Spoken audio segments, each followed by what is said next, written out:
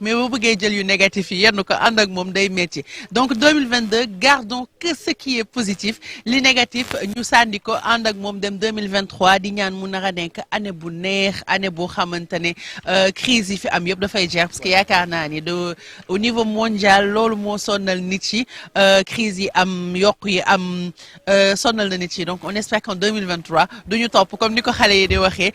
wax leen ñu yan ñoo leen dul topp 2023 ci suñu réseaux sociaux yi parce que mun ngeen ñu suivre en direct su ko defee ñu mun ko lire fii si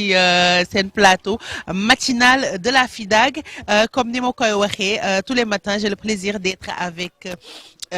mon acolyte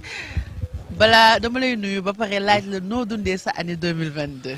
Ça va, alhamdulillah, bonjour. Bonjour à tous nos fidèles téléspectateurs de la télévision Futur Média, Miroir du Sénégal, star des télévisions africaines. Ñu sargal leen delloowaat leen njukkal encore une fois ci cette fidélité gis nañu ni ngeen di toppee programme bi ci suba ba ngoon guddi ak bëccëg du lundi au dimanche. Donc on est bien sûr le vendredi 30 décembre 2022, 10 heures passées de 39 minutes. Ñu ci delloo njukkal à tout la umma islamique ñu sargal leen jaajëfal leen ñaanal leen yendu ak jàmm lu waaye ñaan yal na yàlla nangu tey ñu jeexal en beauté cette année 2022 bu nekkee 2022 wala 2023 dafa nar a am nu mu mel na mel ni 2022 waaye dañuy ñaan rek 2023 ñëw ak ay xéwal ñëw ay bonheur ñëw ak wér ak wérle ñu koy ñaan fekkee ko ak suñuy waajur suñuy njaboot ak suñuy soxna c'est important rawati ki doole ñi nga xamante ne ils sont mariés donc c'est vrai aujourd'hui Bijou li des ci at bi amaanaka jeex na ñu ngi ci dernier numéro de la semaine ci seen matinée de la FIDAG bi nga xamante ne dañ koy am ak yéen du lundi au vendredi xam nañ ne nag xool tooy na ndax tey moo nar a nekk le dernier numéro en tout cas ci semaine bi ci li nga xamante ne moom la ñu ànd ak yéen ba tax na dañuy continuer en toute beauté ak lépp li nga xamante ne di ngeen ko soxal ci fin d'année bi programme yu mucc ayib bi waaye damay ànd ak Bijou Ndiaye si bu ko defee léegi ni mu fësal sommaire bi ana fan la ñu nar a dem ak lan la ñu war a waxtaanee ci biir matinée de la FIDAG. alors ci sa 2022. sama 2022 sant alhamdulilah. sant alhamdulilah dañuy continuer di sant parce que comme je dis il y a pas une vie parfaite même s'il y a des couacs dans le 2022 c'est pas grave. On dit merci à Dieu et on espère. santati rek rendre grâce. santati comme d'habitude li ñuy xaar tey bëri na forcément on va parler de Pelé la légende du football mondial bi nga xamante ne dafa génn àdduna mais aussi beneen légende bi nga xamante ne il est en train de se construire petit à petit c'est un nouveau phénomène de la musique sénégalaise Vigy xale yi bëgg ko torop donc on va parler de son concert foire bi comme ni ngeen ko xamee ñun ñoo ngi fi télévision Futur Média mais am na suñu yeneen naataango yi nga xamante ne ñi ngi fi yeneen média yoo xam ne dañuy couvrir di wane aussi li fiy xew ci ñoom la ñu nar a ñëw tey aussi waxtaan ak yéen ci présence su IPRES fii ci 30e édition wu FIDAG bi loolu yëpp moo leen di xaar ci seen biir émission ak suñu ay clip suñu ay programme yi nga xam ne mun ngeen fa dem ci fin décembre bi mais comme niñ koy defee tous les matins dañ leen di narayee en clip mais balay loolu ñu jàll ci information yi nga xamante ne moom moo ñu gën a marqué. D'accord. muy décès wu ki nga xamante ne ñu ngi koy woowee ñi ngi ko doon woowee Edson Arantes do Nascimentos ñu gën ko xam ci Pelé moo nekkoon surnom am ndeysaan mu décédé à l'âge de 82 ans moom nag il était malade depuis 2021. Tout à fait. doon xeex ak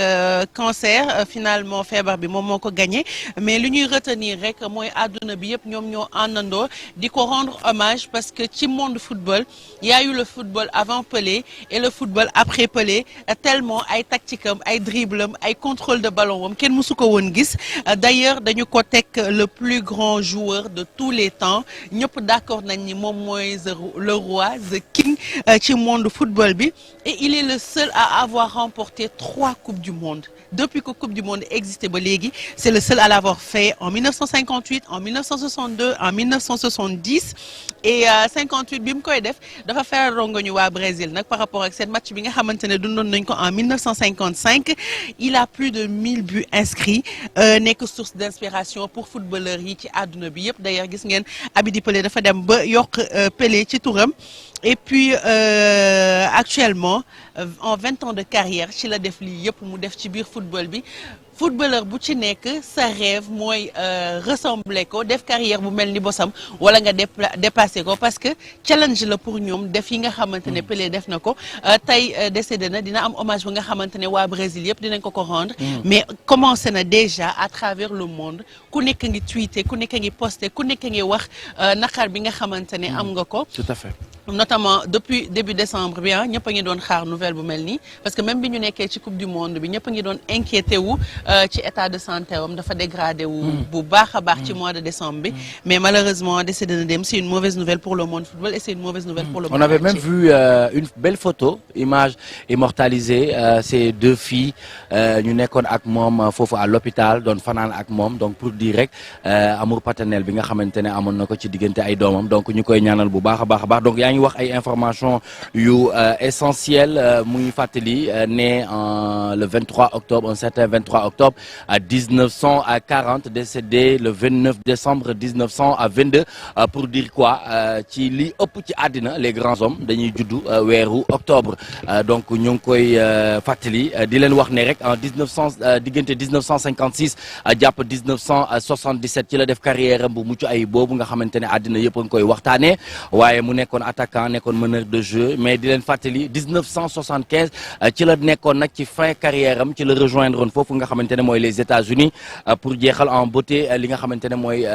carrière football am ci biir histoire ba tey waaye mu def fa histoire bu jéggi dayo bu New York Cosmos muy équipe boobu nga xamante ne moom la fa doon jouer en remportant le championnat en 1977 doon jouer même rôle ambassadeur pour le développement du football dans le pays aux États-Unis donc mu am une notoriété mondiale nekk une figure majeure et considéré comme l'un des plus grands joueurs de tous les temps mooy li nga xamante ne moom la ñu mën a jàpp rek ci ki nga xamante ne moom mooy Pelé ndax jéego yu mu def bëri na oreille mooy le roi donc muy ndaanaan boo xamante ne daal football ñàkkati na beneen figure majeure ndax jéego yi nga xamante ne jot na ko def ba tey am na yoo xamante ne ba léegi mënuñoo dab li nga xamante ne moom mooy li nga xamante ne bien sûr foofu la yóbbu niveau bi mais li ci gënoon a neex mooy xeex wàllum race wàllum racial parce que moom noir la ñoo ngi doon xaar mu nekk un blanc mais un noir mu jiital football yóbbu football fu kawe ba tax na sànq yaa ngi wax wàllum coupe du monde yooyu nga xamante ne jot na ko gagné muy 58 62 ak 70 ba tey ci àddina amul benn footballeur boo xamante ne def na li ni mel. Merci beaucoup Nicolas. Donc les hommages continuent et Platini qui nous dit Pelé était tout le football, ça résume vraiment tout. Comme ni nga ko waxee tout à l'heure, il y a eu un foot avant Pelé et il y a eu un foot après Pelé et nous notre rêve c'est de gis beneen nit boo xamante ne dina ko yegg à la cheville wala dina ko dépasser moom nag toujours ci ay nominations athlète du siècle par CIO, joueur du 20e siècle par FIFA. On attend keneen def mieux. En attendant il sera dinañ ko enterrer mais mardi bi nii dafay am veillée funèbre pour que fansam yëpp mun ko ñëw delloo njukkal une légende s'en est allée, une légende du football s'en est allée et c'est dommage pour le monde mais bon on va dire qu'il a bien vécu parce que dem na ba 82 ans quand même c'est pas donné à tout le monde. On va continuer avec quelqu'un qui risque d'être une légende de nouveau phénomène bu bees bu musique sénégalaise VG xale yi bëgg ko buy concert ce qui m'étonne déjà son premier concert 3 sons la am def concert bi def salle comble mu defoon ko Canal Olympia xale yi ñëw yëf yi fees dell je me demandais comment on peut faire avec un concert avec 3 sons il l'a fait c'était un challenge mu fees dell deuxième concert am guichet fermé troisième concert bi nag moom dañ ko mujjee annulé tellement il y avait de gens tellement il y avait des fans hystériques qui voulaient être en communion ak moom 3 sons la def ñu arrêté concert bi c'est du jamais vu. Waaw et il a que 19 ans. waaw il a que 19 ans habite à la banlieue di xale 19 ans gis nga jéego yi nga xamante ne commencé na ko def mais en tout cas luñ ci mën a jàpp daal mooy nekk na koo xamante ne aujourd'hui il est devenu une nouvelle star du rap sénégalais moo xamante ne dañ koy féliciter bu baax a baax et puis di xaar li nga xamante ne moom mooy label yi les maisons de disques li nga xamante ne mën nañu ñëw ànd ak moom liggéey ko mais di fàttali aussi ne yàgg na di jouer ay première partie partie wu maître James ay première partie wu Dadju aujourd'hui mu jël courage am à deux mains ne pourquoi pas moom mu nekk au devant de la scène à travers ces différentes pas de danse yi nga xamante ne moom la ko xale yi ràññee ak voix bi nga xamante ne c'est exceptionnel parce que ci temps bi muy woy temps wu ndeysaan la du artistes yi yëpp ñoo mën a woy ci gamme boobu noonu nga xamante ne moom ci lay woy. Et surtout il a un style très très éclectique c'est-à-dire VG day rap VG day dugg ci style slow VG day dugg ci son yi nga xamante ne Dadju def ko def c'est-à-dire tu vas te demander mais attends kii ban style lay def mais il est très très éclectique fu ne lay laale d'ailleurs am nañu image au concert bi nga xamante ne foofu la doon waxee que ni là on est obligé d'annuler pour la sécurité des gens qui étaient là parce que amoon na ñu doon xëm et tout donc pour sécurité xale yi VG mujjee annuler concert bi ñu xool ko ñëwaat. bëri na ñuy am ay problème foofu instant bi on est obligé d'arrêter le concert. instant bi il faut ngeen comprendre loolu. Ok, gars, s'il vous plaît, votre attention. Alors, s'il vous plaît, votre attention. Seul dans tes bras.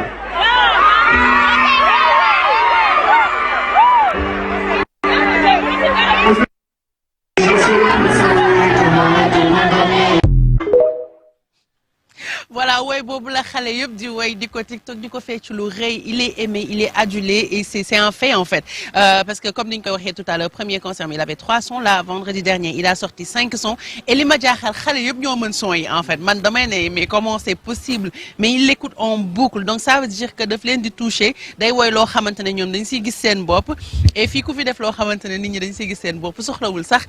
télé génnee la wala label produire la les gens le voient directement il y a des moteurs yoo xamante ne ça permet de mesurer combien tu es aimé combien ce que tu es fait est bien perçu par le public et VG xale yi bëgg nañ ko te dañ ko koy wan ils lui ont rendu franchement à 19 ans nga remplir Esplanade Grand Théâtre c'est pas donné à tout le monde déjà c'est pas donné à tout le monde de même remplir des concerts parfois gis artiste boo xam ne dina concert personne ne vient mais là lui dès qu'il dit concert tout le monde accourt et Esplanade Grand Théâtre démb kenn xaju fa woon donc pour encore sécurité nit ñi ñu annulé woon concert boobu mais balaa ñu ciy ñëwaat am na benn son bi nga xamante ne génnee na ko vendredi boobu la xale yi di gën di TikTok actuellement on n'a pas encore de clip amagul sax clip mais noonu la amee succès musique xale ñu déglu ko ñëwaat.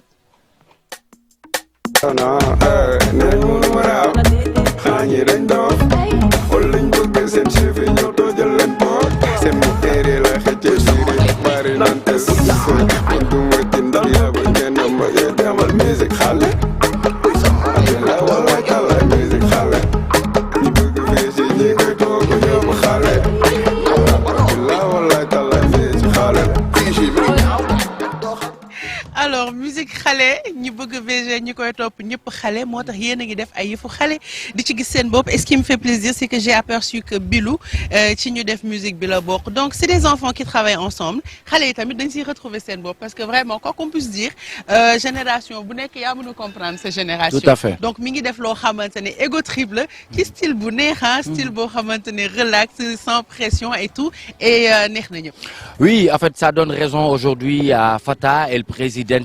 ci jamono ji nga xamante ne mu ngi doon indi beat yu mel nii ñu doon wax ne mu ngi dénaturer li nga xamante ne moom mooy musique rap aujourd'hui le temps lui a donné raison pour dire quoi que l'expérience dafa am solo lool ci li nga xamante ne moom moo jëm ci wàllu musique surtout boo amee li nga xamante ne moom mooy ay tonalités yu riche am ay sonorités yu am solo parce que aujourd'hui quand on parle de la musique sénégalaise elle est plurielle ça veut dire quoi ça veut dire que Kaolack am nañ seen sonorité bopp fi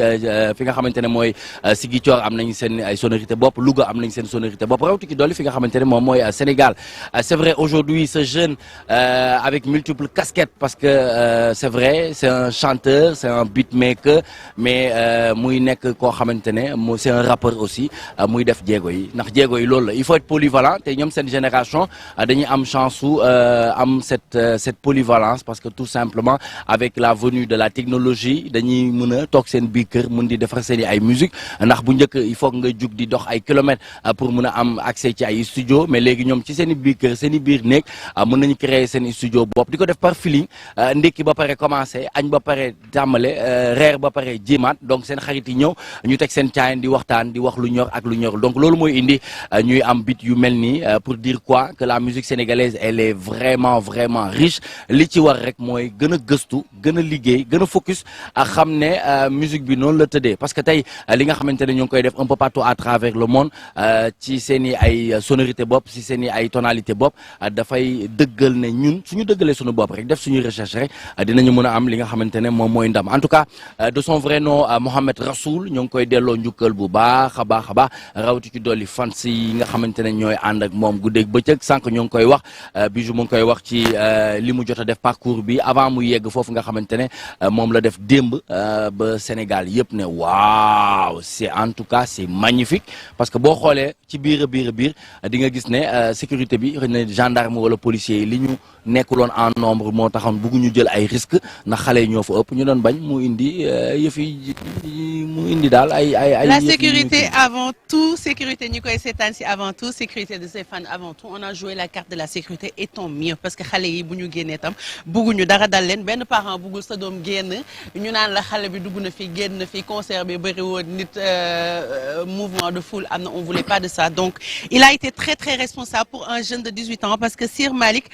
il vient de m'envoyer un message pour me dire que Mohamed il a 18 ans donc à seulement 18 ans ce que tu fais on aime da ngay fowee musique bi yow ak say xarit on aime bon vent VG le Sénégal t'aime et je pense que ñëpp a ngi sa ginnaaw parce que li ngay def neex na trop vraiment ñu ngi xaar yeneen parce que c'est un nouveau phénomène de la musique sénégalaise et faudra compter avec lui on continue ci li nga xamante ne moom lañu leen préparé ci foire bi comme ni ma koy waxee tout à l'heure télévision Futur Média présence am kenn dootu ko naatable ci foire bi fépp ñi ngi fa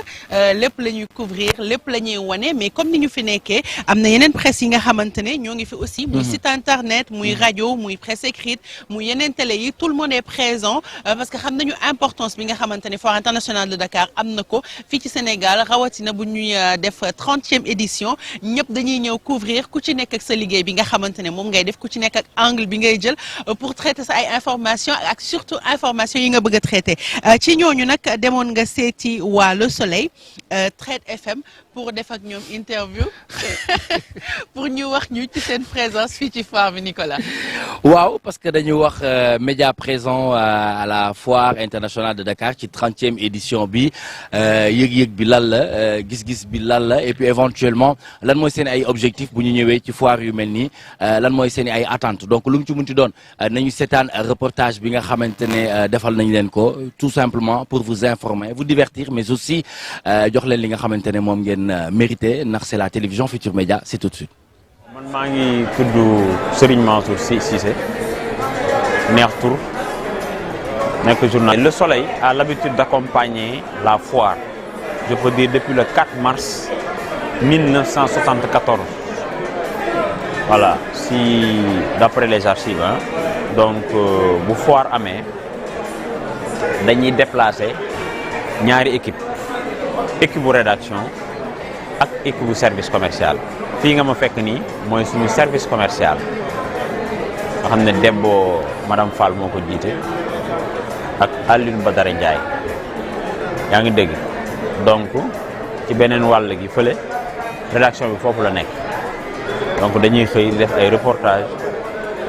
yaa ngi dégg xëy aussi tamit di defaale li ñuy tuddee commercial maanaam essayer de démarcher les institutions les commerçants qui sont là pour les proposer ce qu'on appelle des offres publicitaires parce que xam nga ni Soleil moom de tradition dafay jël 200 exemplaires indi ko ci direction foire bi jël 100 yi bàyyi foofu yeneen 100 yi mu indi ko fii ci stand Soleil distribuer ko parce que dañuy def ce qu'on appelle un supplément maanaam bu ñu defee ay reportage ba pare léeg-léeg 4 pages léeg-léeg 6 léeg-léeg 8 dafay nekk supplément boo xam ne couleur am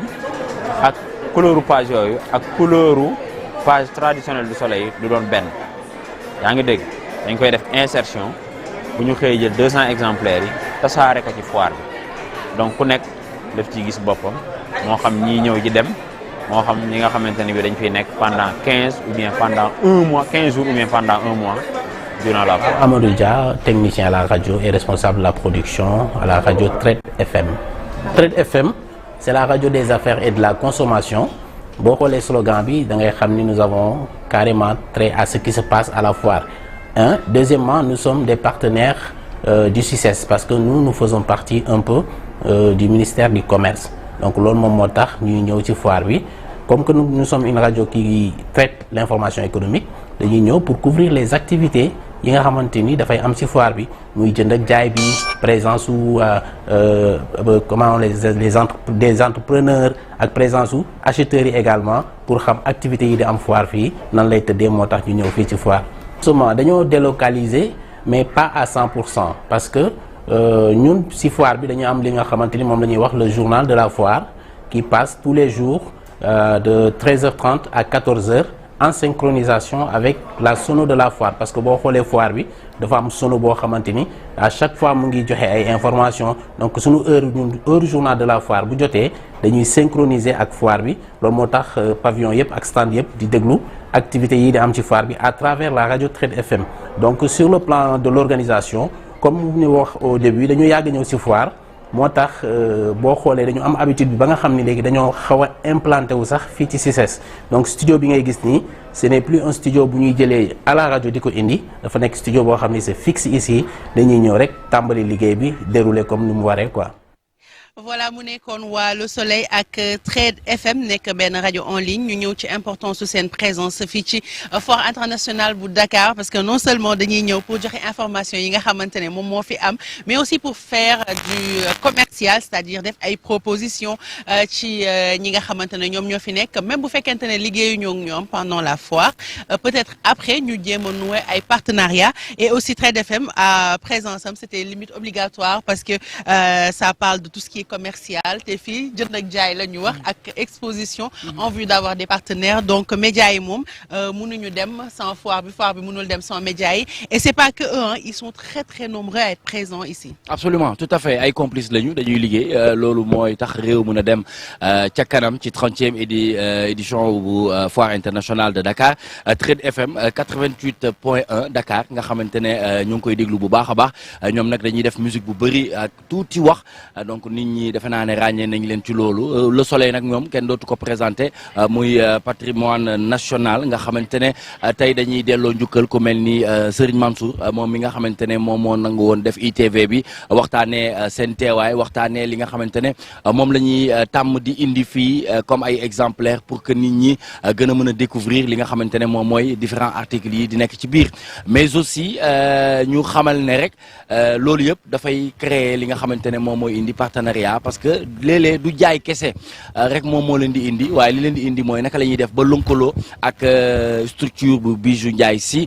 pour ñu xam moom ci lu muy yëngu ñoom ñu xam ci lu ñuy yëngu pour suba kenn buy yëngu ci yenn activités yi mu mën a xam bu baax a baax a baax ci lan la ñu nekk donc ñu ngi leen di delloo njukkal bu baax a baax comme ni nga ko waxee c'est vrai que du Soleil kese moo fi nekk du Trade FM kese moo fi ne médias yi fi ne bëri na ku ci ne mu ngi def liggéeyam ba tax na léeg-léeg nga gis sax ñu naan journal de la foire pour montrer et donner toutes les informations nécessaires yi nga xamante ne mu ngi xew fii ci foire internationale de Dakar. Voilà donc c'était le reportage bi nga xamante ne Nicolas defaloon nañu ko ci présence des médias à la foire une présence très très importante parce que sans médias yi du ngeen yëg sax ni foire am na bay xam li xew ci biir donc ñu leen di delloo njukkal bu baax a baax. waaye titi toj na fi de. ouais. comme d'habitude waaw donc sans médias yi du ngeen mën a xam lu xew ci foire bi ba naan yéen a ngi fii ñëw bay visiter wala ngeen di jënd donc merci beaucoup à tous nos confrères yi nga xamante ne ñoom ñoo fi nekk teewal fi sénégalais yi parce que quoi qu'on puisse dire information buy génn fii lay jóge waaye ci sénégalais yi lay dem balaa ñuy ñëw ci Titi concert am bi mu def ak li mu fi yëngal dafa am clip bu nga xamante ne dama koy ñëw may Ndoye Bane muy Fiesta nga xamante ne xale yi ñoom ñoo ko woy les All Stars xale yi màgg nga xam ne ñoom ñoo nekkoon seen petit gallé Fiesta que tout le monde fasse la fête Ndoye Bane depuis Pire jëlal yaa ko moom.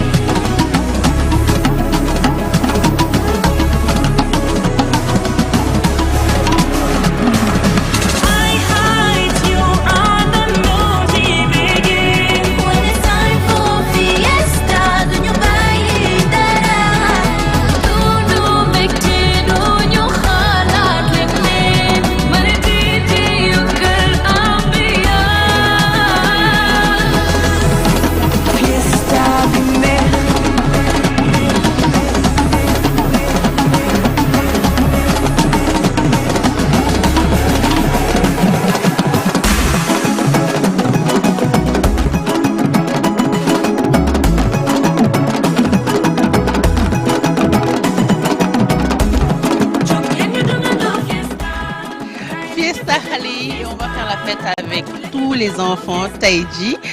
ci esplanade du Grand Théâtre dinañ ci dellu siwaat ci kanam après page publicitaire bi waaye yow nga ne tikki toj na fi kon. Tasar. waaw gars yi yëg nañ ci seen bopp macha allah fa tubaar fa kàll mais yaa ngi nekkoon ci sillage bu am solo je pense que dañuy continuer ci loolu rek ci Fiesta le 30 tey parce que xam naa ne njaboot bi di nga leen ci yóbbu. te xale yi dinañu gën a kontaan. parce que xam nañu ne année bi mu ngi jeex en beauté lu dul 30 di 31 après nag le 31er ñu woo borom dëkk bi mu daal di yëngal def mëninam. waaye daal loo ci munti xamal ne daal waajal nañ ko waajal bu exceptionnel boo xamante ne xale yi bu ñu ñëwee dinañ am sécurité xale yi bu ñu ñëwee dinañ lekk dinañu naan te it dinañ gis seen star dinañu fo dinañu kaf dinañu ree et puis éventuellement il y a pas mal de surprises yi nga xamante ne ñu ngi leen koy réserver foofu fi nga xamante ne bien sûr moom mooy foofu ca Grand Théâtre incha allah ci kanam ndax tey la tey. loolu yëpp dañ ciy dellu siwaat après la page publicitaire bi nga xamante ne di ngeen ci gis programme yi leen di xaar tey le 30 le 31 ak aussi le 1er janvier the ball of the ball bi nara tijji année bi ak beaucoup de bonheur bisous on adore les gens qui passent par ici qui nous font des petits coucou maman ndeysaan dañuy seddal suñu xol parce que non seulement dañuy romb kontaan si gis ñu ba pare ils nous font des coucou ak ay compliments yoo xamante ne day neex ci xol vraiment merci à vous merci pour votre amour amuñu dara lu ñu leen di fayee donc ñu seetaan pub ak programme yi ñuy xaar ñëwaat nag daal di siy commenter un petit peu.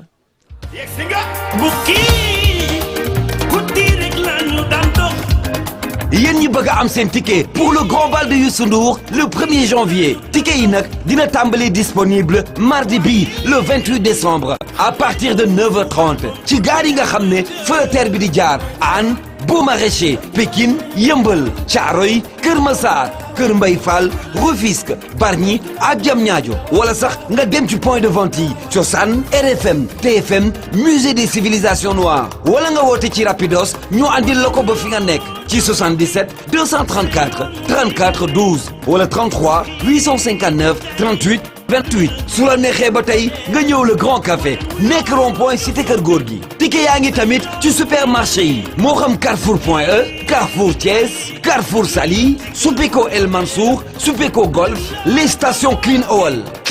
Icotaf Clean Oil Amos Clean Oil Guédiawaye Amadou Barry Clean Oil Malika Clean Oil Sébikotane Clean Oil Thiès ak Clean Oil Sips rendez-vous tous ngeen teel a am seen ay ticket pour le grand bal de Youssou Ndour le 1er janvier 2023.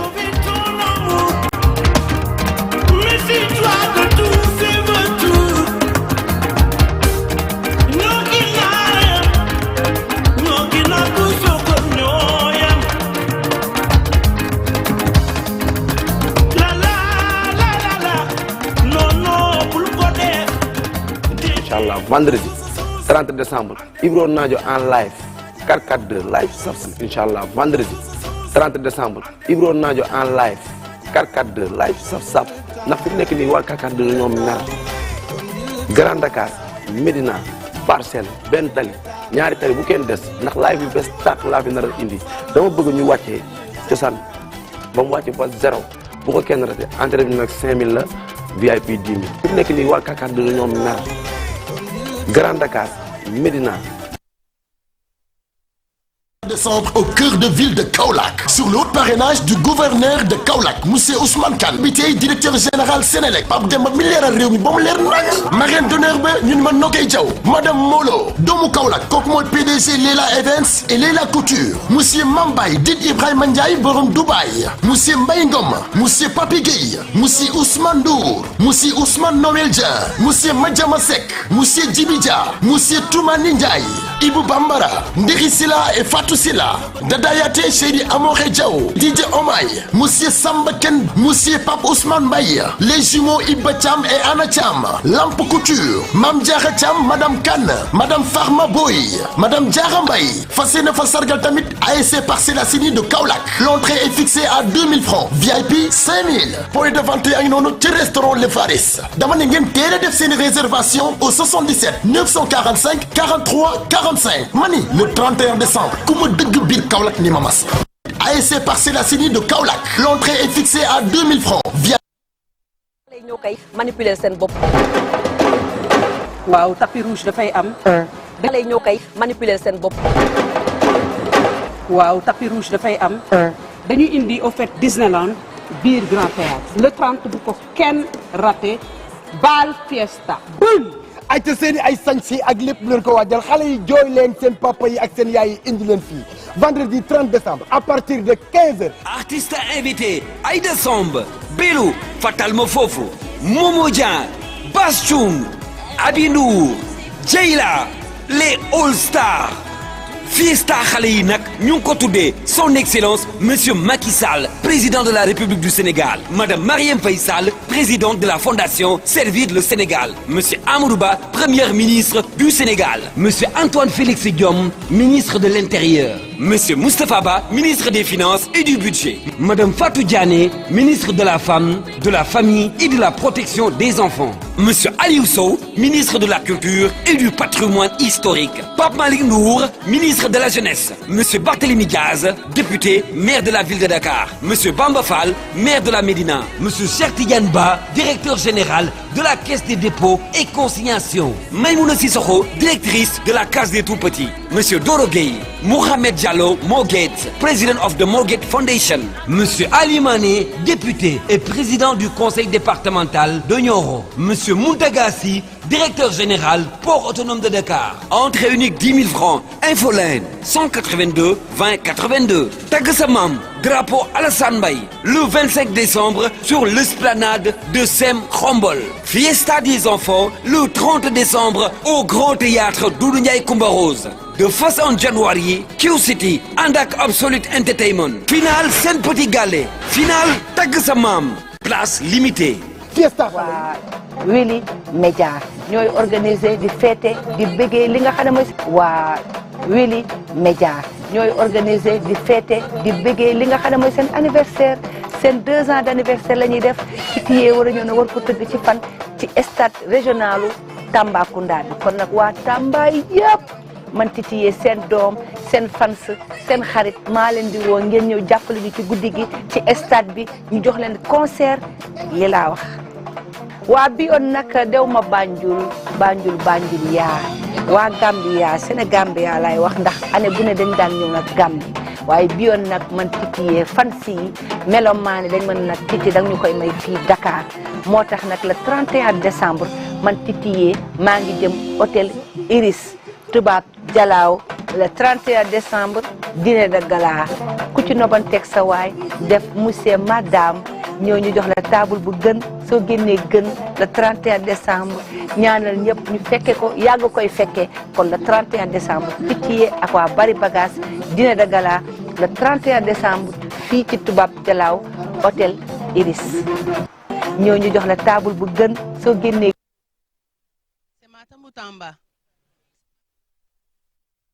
décembre Titiye ak waa Bari Bagage dîner de gala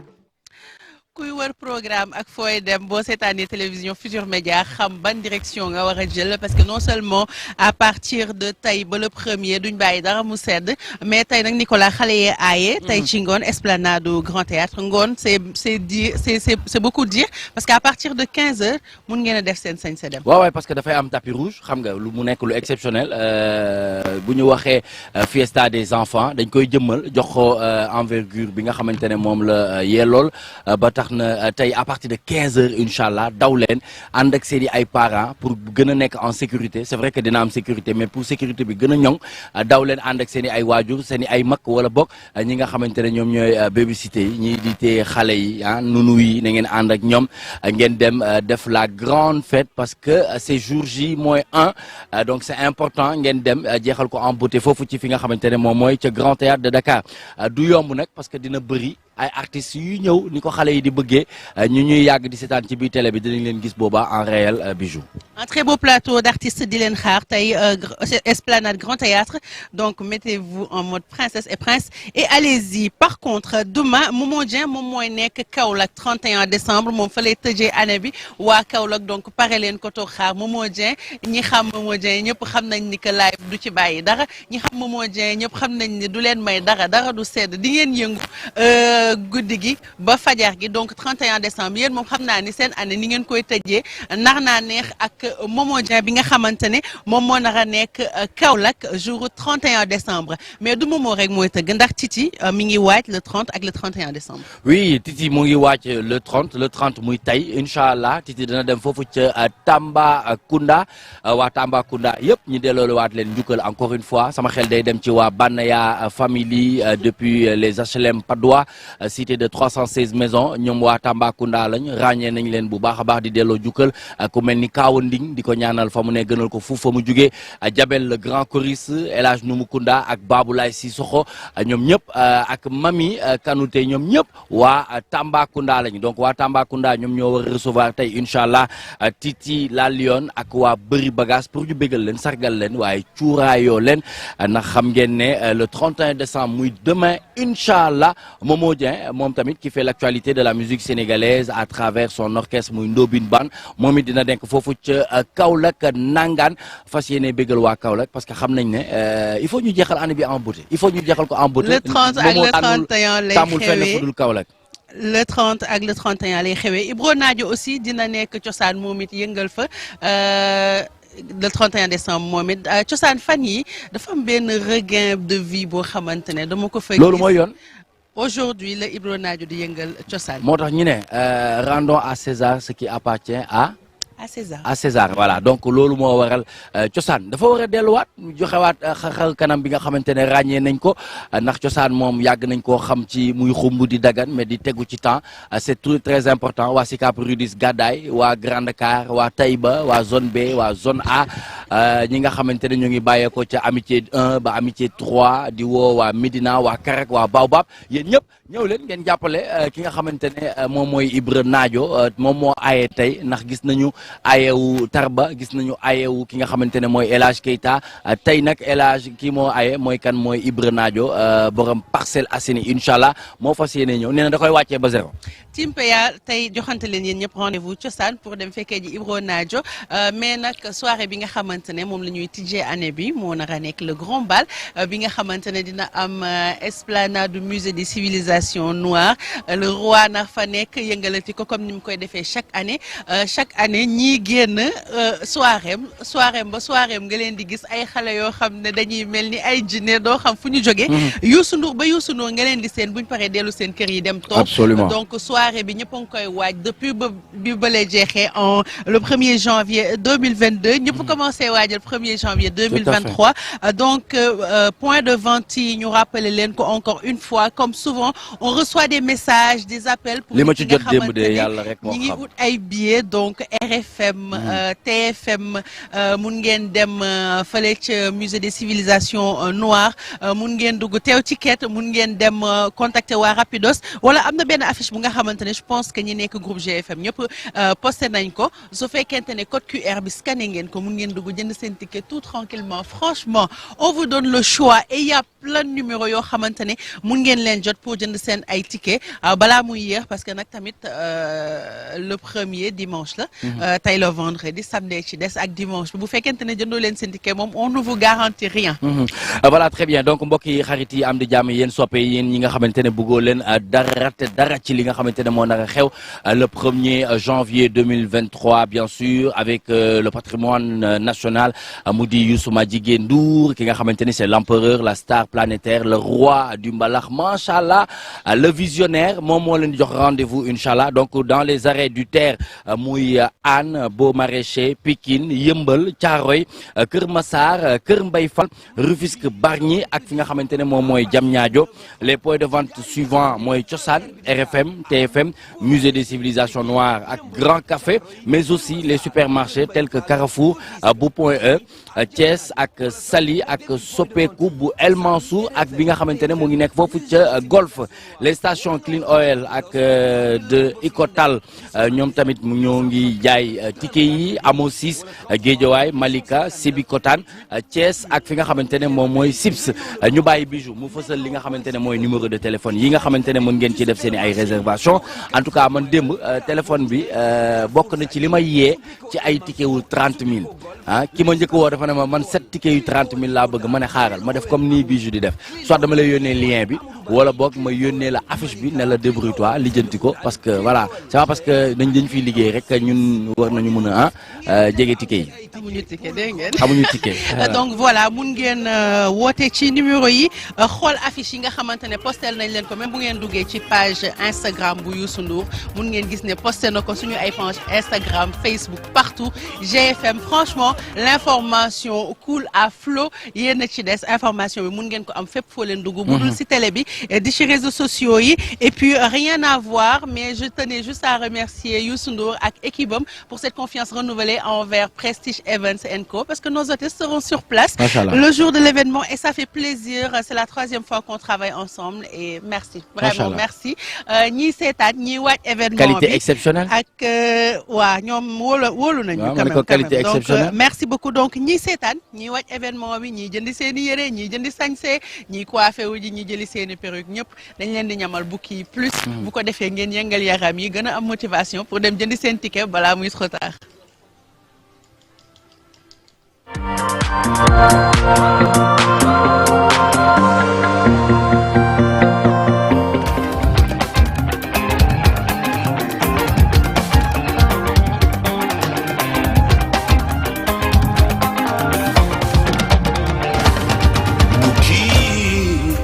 Guddi rek lañu daan dox guddi rek lañu daan dox waaye léegi xamituñu suba ngoon guddi ak bëccëg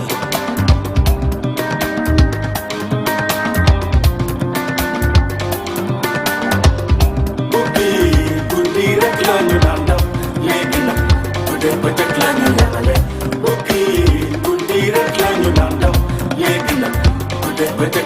yemale bul wuyoo bul gestu bul la woowee na nga bañ bul wuyoo bul gestu bul la woowee na nga bañ seeni pexe lañu yor bul la nuyoo bul wax ges ges ges ges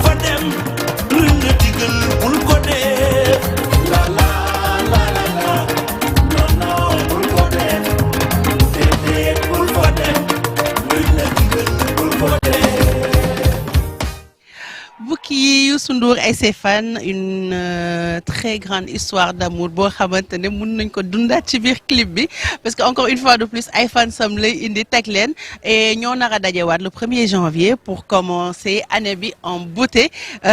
ñun moom pare nañ yéen a ci des donc seen i ticket jëli leen ko rek ñu tase esplanade bu musée des civilisations noires le 1er defandoo fête ensemble. Ce sera une grande retrouvaille, Youssou Madjiguène Ndour et le Super Étoile en compagnie bien sûr de ses différents fans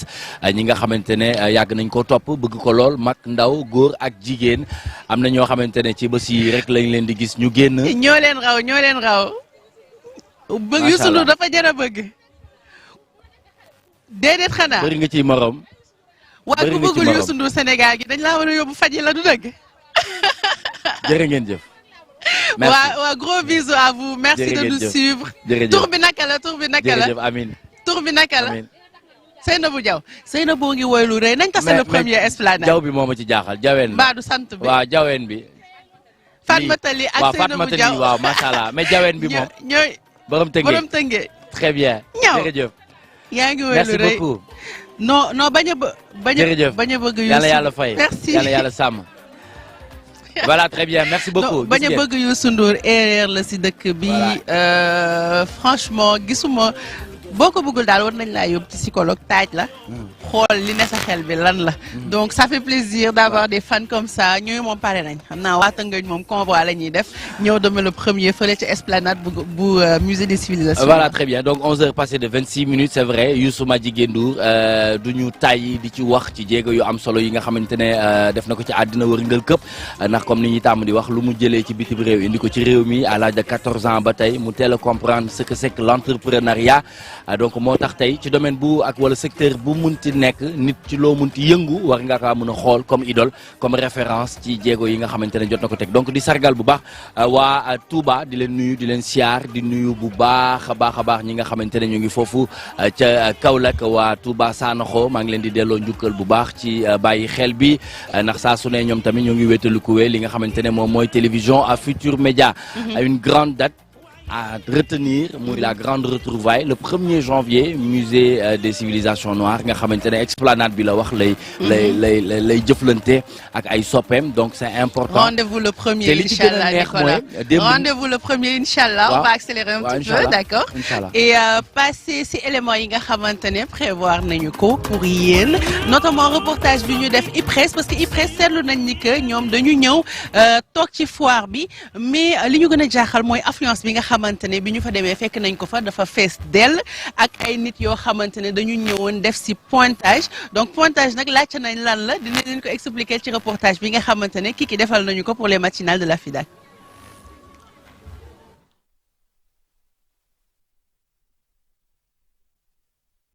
En même temps chef du bureau de suivi à l'IPRES et j'ai l'honneur de présider le comité d'organisation donc de la FIDAK 2022. En partenariat avec la Caisse de sécurité sociale et l'IPRES. Nous avons un stand de 150 mètres carrés pour être là aujourd'hui. Parce que 25 ans, un quart de siècle que nous sommes là. Au début, notre présence était un peu surprenante parce que nous n'avons rien à vendre. Ni des matelas, ni des oranges, ni comment dirais-je, des meubles. Mais nous gérons un service public adossé à une mission d'intérêt général. Et comme nous savons aujourd'hui, nous avons pris conscience que la famille de la sécurité sociale est une famille au sens large. On ne peut pas être présent sans notre sponsor qui est la Caisse de sécurité sociale. Voilà, donc c'est pour ça qu'aujourd'hui on a voulu projeter nos services au niveau de la FIDAK parce que nous utilisons pas mal de moyens, je dirais, de connexion pour informer les usagers, informer tous les visiteurs de la FIDAK qui veulent connaître un peu leur carrière, savoir où ils en sont, poser des questions sur leur carte biométrique, poser des questions sur leurs allocations. Pour la caisse, pareil, en termes d'accident de travail, de congé maternité. Donc voilà, c'est cette transversalité de la sécurité sociale qui nous amène chaque année au niveau de la FIDAK. Non, l'IPRES gère, si vous voulez, la retraite au Sénégal dans le secteur privé. Parce que vous savez qu'il y a deux pans, le FNR qui gère les fonctionnaires et l'IPRES qui gère le secteur privé. Avec une ambition plus tard de s'en ouvrir au secteur informel, au secteur agricole, mais gérer justement la retraite qui est un revenu de substitution. Quand une personne va à la retraite, il lui faut un revenu qui permette de pouvoir vivre Et nous servons des pensions qui au départ étaient trimestrielles, sont devenues bimestrielles, et aujourd'hui elles sont mensuelles, avec une augmentation de près de 100% en 10 ans. Et ça, c'est l'aspect, donc, si vous voulez, numéraire. Le pointage, c'est important, parce que le pointage, si vous voulez, pour payer des allocataires, il faut que nous certifions leur existence. Donc régulièrement, périodiquement, avant trimestriellement, semestriellement, maintenant annuellement, nous avons besoin de savoir que les pensions qui sont servies de manière, je dirais, par virement, donc qui sont payées par Orange Money ou bien par Wave, on soit certain que derrière, il y a un allocataire qui est là en bonne santé et bien vivant. Donc le certificat de travail, qui est un élément administratif, atteste de la réalité de leur présence et de leur vécu pour que justement on ne puisse pas payer de manière aléatoire à des personnes qui n'existent plus ou bien qui ne sont plus là. Et c'est important justement de le faire régulièrement. Et ça, c'est le contre-coup d'un projet de plusieurs milliards qui a été mis en avant, qui était censé moderniser et harmoniser notre système d'information avec la consoeur de la caisse. Donc ça s'est fait avec nos deux directeurs du système d'information pour justement mettre en place des cartes biométriques, mettre en place un portail où chaque employeur peut non seulement s'informer, mais avoir une attestation, je dirais, numérique et aussi pouvoir payer en ligne parce que c'était effectivement la modernité, s'impose maintenant à toutes les organisations comme la nôtre, toutes les institutions, aussi bien mercantiles que celles qui sont dans le service public comme nous. Donc voilà, c'est vraiment un objectif de nos autorités de modernisation et de mutualisation de nos moyens et de nos... Voilà, c'était donc interview bi ñu leen indiloon ci IPRES nga xamante ne moom mooy gérer lépp lu jëm ci wàllu retraite nit yi ñoom nag ñu présent ci foire bi c'était juste pour venir wane liggéey bi nga xamante ne IPRES moom lay def parce que dégg ngeen ko ñoom jaayuñu leen jënduñu leen et puis seen ay partenaires mooy retraités yi mais finalement bi ñu ñëwee fii gis que ni nit yi dañ leen di wuyu si bu ñu rombee gis ne IPRES a ngi fi ñu dugg ut ay informations finalement activités yi daf fi commencé comme s'ils étaient si seen yeneen bureau yi si seen yeneen sièges yi et finalement pointage bi dañ koy defee fii nii ci CICES pointage nag buñ ko déggee mooy nit ki dafay ñëw wane que moom mi ngi nii moom la ñuy fay IPRES bi joxe ay informations indi pièce d'identité am wane preuve que moom la ñuy fay retraite bi que mi ngi koy jot ba léegi parce que apparemment ils ont eu des cas de fraude yoo xamante ne nit ki peut-être nekkatu fi mais keneen di fayeeku IPRES bi di ko lekk wala keneen koo xamante ne waru ko fayeeku di ko fayeeku donc ñoom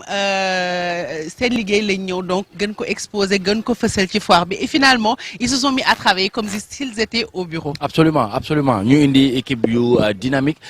góor ak jigéen di ci jàpp bu baax a baax gis nañu tamit suñu papa yi suñu yaay yi ak ñenn ci suñuy nijaay ñoom tamit ñu ngi ñëw di inscrire parce que tout simplement dañuy dem ci li nga xamante ne moom mooy numérique ñoo ngi koy def fii mais ñoo ngi koy def feneen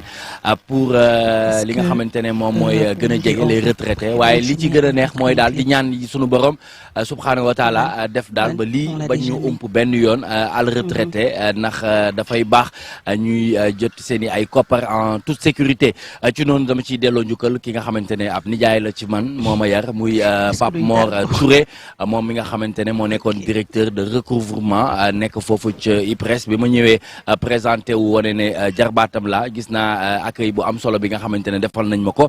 muy wane ne rek professionnel la ci liggéeyam ba tey sunu borom def mu nekk à la retraite de temps en temps dina ñëw ci yenn séminaire ak yenn xew-xew yi nga xamante ne dina am ci biir IPRES mais loo ci mënti xam na ñëpp ñëw ci foire internationale de Dakar ci leen ko wax pour ñu ñëw indi seen ay kayit bu ko defee ñu numériser leen li nga xamante ne moom moo jëm ci seen wàllum IPRES ndax baax na lool ñu gën leen mettre en sécurité. Numérisation le fait ñu jël affaire yëpp dugal ko ci internet c'est vrai que parfois évolution ça peut faire peur ça peut prendre du temps ça peut avoir des couacs au début mais évolution yëpp noonu lay demee et puis monde bi ñu nekk actuellement dinañ dem ba nga xamante ne lépp on sera obligé de le numériser IPRES nag ñi ngi ci ça évolue parfois sama chéri yi ma fa fekk affaire bi xaw leen na jaxase tuuti parce que ñoom ak côté nouvelle technologie et tout ça dafay am benn distanciation bi nga xamante ne day am seen diggante ça me rappelle mon oncle qui disait mais yow Bijou Ndiaye looy def ci sama téléphone bi fu ma tijji fekk la ngay waxu pouponnière yi ma ni ko tonton dag may follow ci réseaux sociaux yi moo tax donc il faut prendre le temps de vraiment expliquer à nos papas nos mamans nos papis nos mamies yi nga xamante ne ñi ngi dem IPRES c'est quoi l'importance de tout numériser et surtout comment ça marche pour ñoom tamit ñu mën ci gis seen bopp affaire yi bañ leen stressé bañ leen dépasser mais en tout cas ils font un travail remarquable que ce soit ici ou ailleurs leneen li may wax rek doon tooñ ñi nga xamante ne ñi ngi liggéey assurez-vous que seen employeurs yi ñi ngi cotiser IPRES et vous pouvez le faire en vous rendant à l'IPRES ak seen ay documents su ko defee ñu mun leen renseigner ngeen mën a préparer seen retraite dès à présent parce que sinon parfois nga dem ba retraité ñu ne la 2500 nga fi am. waaw moom laay wax du mun nañ la sax bañ a wax 2500 maanaam da nga fay nekkul sax da nga dul figurer sax ci li nga xamante ne moom mooy si liste bi donc ñi nga xamante ne ñu ngi nekk ci ay entreprise di liggéey fin de mois jot ñu fay leen seen salaire jox leen seen bulletin de salaire te ñi gis ne ñu ngi leen di dagg à la source yi nga xamante ne moom mooy seen i ay koppar nañ koy verser ci IPRES bi léeg-léeg dañ naan ñoo ngi koy verser te fekk ne verser wuñu ko après ay gàllankoor lay indi moo tax it boo demee ci tribunaux yi jafe-jafe bu ne di nga ko fa fekk waaye defe naa ne téléphone bi mu ngi sonné dafa mel ni nit ñi ñu ngi gën a gaaw di yónnee pour pouponnière bi ndax fu mu toll nii bëgg nañu dépasser cagnotte bi jëlee ko 8 millions dem ba 10 millions de nos francs CFA waaye ñenn ci sénégalais yi bëgg nañu xam fu mu toll nii fa la affaire bi toll. 800 000.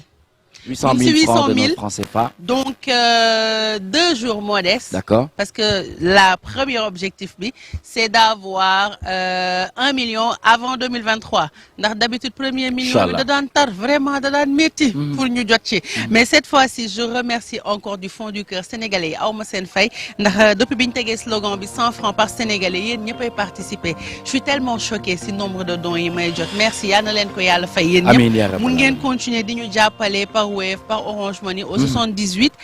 196 34 34 78 196 34 34 mooy numéro pouponnière yi donc mun ngeen ñu si jàppale wala mun ngeen si woote sax pour ñu jox leen ay information mi ngi sonné waaye maa ngi émission donc du ma mun a répondre na ngeen di xaar tuuti le temps que ñuy tàggoo suñu tàggoowee ma mun leen jël ñu waxtaan et puis information bu ngeen soxla ñu jox leen ko en tout cas je vous remercie du fond du cœur parce que gis naa ni ngeen siy jàppee et ça me fait énormément plaisir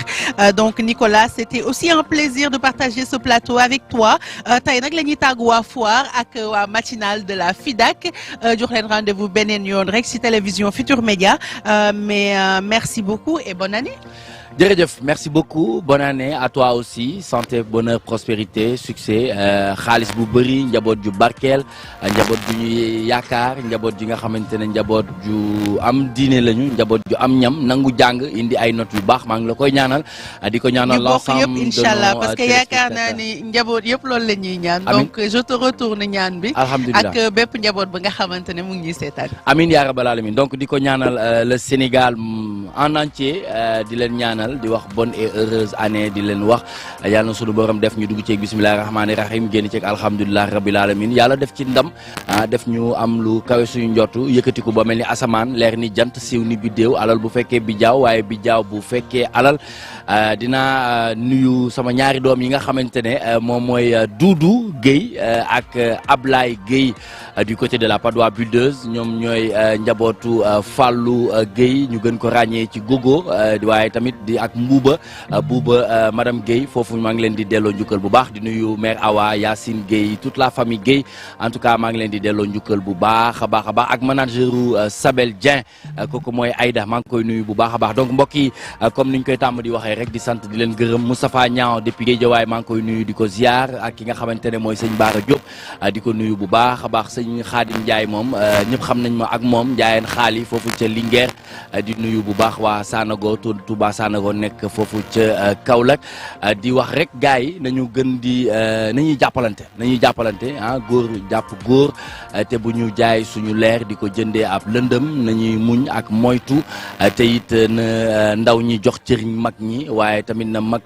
ñi yërëm gune yi bu baax a baax di ñaan nag lépp bañ fee yem yëf yi mën a dem ca kaw ca kanam ci lu baax nag xam ngeen ne bamba ji bang la bong la da ngay toog ci bangi ñu lay jox ci bongi te koo xamul noo koy def nam la def rek a tax di ñaanal yaay booy Fall Njaga Yaaram du côté de la Sicap Rudis di la wax guddal fan lool nga dund fekkee suñu njëriñ ñun ñëpp te yàlla bu ñu séddale dara sa ginnaaw di la ko ñaanal bu baax a baax mais Bijou sama oustaz Thiam mi nga xamante ne waaw ci nafar bi da ciy jàpp bu baax a baax nee na ma wax nee na waxal Bijou jur gi la ñuy wax jur gi xam nga jur gi jour boobu noonu. indi am na ñu ko ci jiitu jot naa message yu bëri. voilà non mais message